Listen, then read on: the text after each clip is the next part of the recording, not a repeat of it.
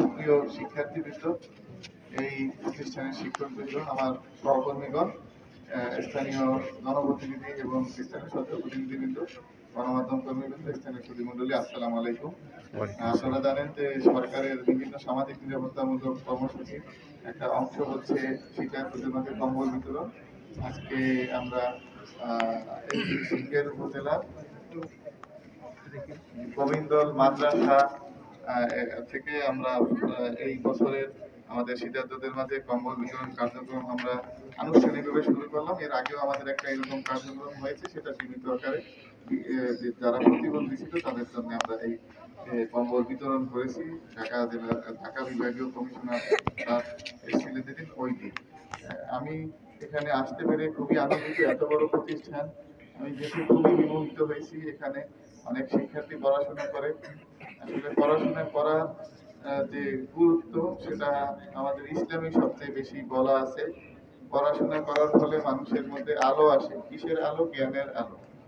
জ্ঞান আসার কারণে আমাদের যে জাহিলিয়াত বা মূর্খতা, এটা আমাদের থেকে দূর হয়। আর মূর্খতা আমাদের থেকে দূর হলে আমরা আল্লাহ রাসূলকে ভালোভাবে চিনতে পারি। আল্লাহর হুকুম আহকাম এগুলো পালন করার জন্য আমরা আরো সচেষ্ট হতে পারি। এই জন্য আমরা চেষ্টা করবো যাতে এই আলোটা আমরা পাই, আমাদের জ্ঞান যাতে আমাদের মধ্যে আসে। এই জ্ঞান প্রয়োগ করে আমরা দুনিয়ায় কাজ করবো, পাশাপাশি আখিরাতেও কাজ করবো। কারণ এই দুনিয়ায় সবকিছু এক হতে পারে শূন্য। আমি যদি আল্লাহর হুকুম, আল্লাহ রসুলের তরিকা মেনে কাজ করি, আল্লাহ যা করতে বলছেন সেগুলো করি, তাহলে আমি এক পাবো। আর এই যেগুলো না করি, তাহলে যদি শয়তানের কথা মতো চলি, আমার ইচ্ছা বা আমার প্রবৃত্তি অনুযায়ী চলি, তাহলে কিন্তু আমি শূন্য পাবো।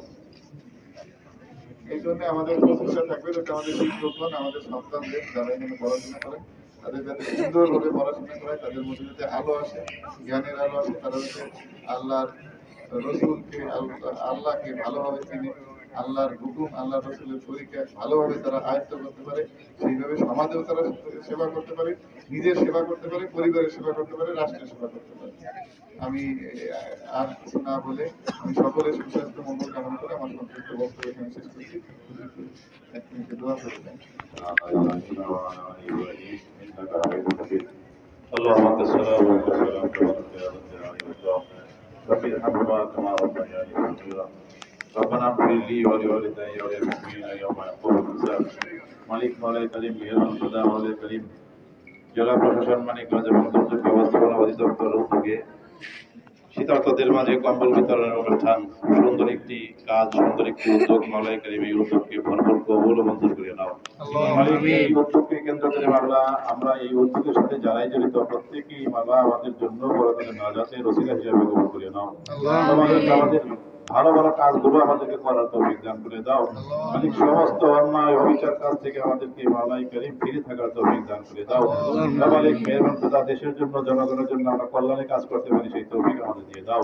মাওলাই করিম, তোমার কাছে আবারও দরখাস্ত, মাওলাই করিম তোমার হাবিবের খাতিরে আমাদের আজকের এই উদ্যোগকে ভরপুর কবুল মঞ্জুর করে নাও। সাল্লাল্লাহু তাআলা আলা খায়রি খালকিহি মুহাম্মাদি ওয়া আলা আলিহি ওয়া সাহবিহি আজমাইন। সুবহান রাব্বিকা। আল্লাহু আকবার, আল্লাহু আকবার।